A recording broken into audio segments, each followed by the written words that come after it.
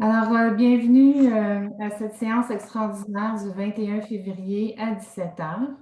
Donc, un seul point à l'ordre du jour, c'est une correction administrative là, d'une résolution pour l'achat du terrain. Donc, au point 1, constatation du quorum, conformité de l'avis de convocation et acceptation de l'ordre du jour. Nous sommes tous présents et l'avis a été donné conformément à la loi. Donc, qui en fait la proposition? Je propose Diane Janotte. Proposé par Mme Janotte, donc c'est adopté.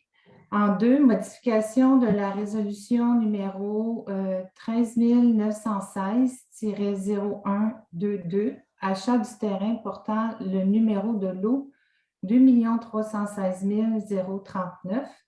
Alors, tel que mentionné un peu plus tôt, c'est une correction de cette résolution, même si c'était clair que la transaction était avec une compagnie, donc les taxes devaient être payées. Notre directeur général aimerait avoir une résolution qui le précise. Donc, c'est la même résolution qui ajoute plus taxes applicables. Monsieur Allaire, s'il vous plaît.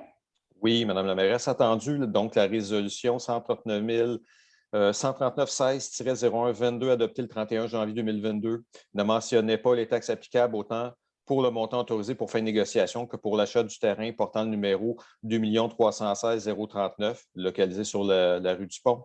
Attendu qu'il est requis de modifier la résolution 139-16-0122 de façon à prévoir les taxes applicables. Donc, il est proposé de modifier la résolution 139-16-0122 de façon à ajouter les taxes applicables et de modifier l'affectation de la somme comme suit.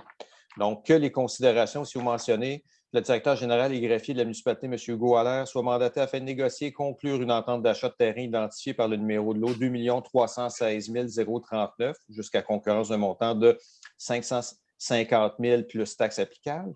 Que la municipalité de Piémont achète le terrain identifié par le numéro de lot 2 316 039 au montant de 550 000 plus taxes applicables. Une fois la dite entente d'achat conclue, que la somme de 100 000 soit affectée au fonds de parc et terrain de jeu et 477 431,25 du surplus libre. Merci beaucoup. Alors, qui en fait la proposition? Propose Daniel Hood. Proposé par M. Hood. Est-ce que le vote est demandé par un conseiller? Je demande le vote. Parfait. Alors, je vais commencer avec la conseillère numéro 1, Mme Janotte. Oui. Alors, je vote pour le projet Diane Janotte. Conseillère numéro 2. Pascal Auger, je vote pour le projet. Conseiller numéro 3. Considérant le manque d'informations, d'une vision commune pour ce qui pourrait être envisagé avec le terrain, l'absence d'information des coûts d'aménagement et d'entretien futur et les risques d'inondation qui pourraient altérer ces investissements et représenter un risque pour nos citoyens, je vais maintenir mon vote contre. Conseiller numéro 4. Je vote pour. Conseillère numéro 5.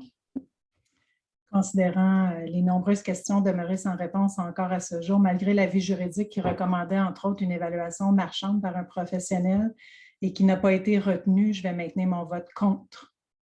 Parfait. Et conseiller numéro 6. Donc, considérant que le Conseil a adopté à l'unanimité le 24 janvier dernier une résolution pour l'imposition d'une réserve foncière sur ce lot et non pour mandater notre directeur général de négocier et conclure une entente d'achat gré à gré. Alors, pour ces raisons, je vais maintenir mon vote contre.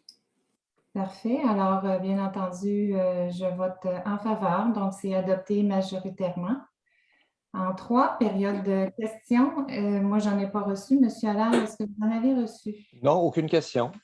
Parfait, merci. Alors, nous sommes rendus à la levée de l'Assemblée. Qui en propose la levée? Propose. Donc, c'est Daniel proposé par M. Hood.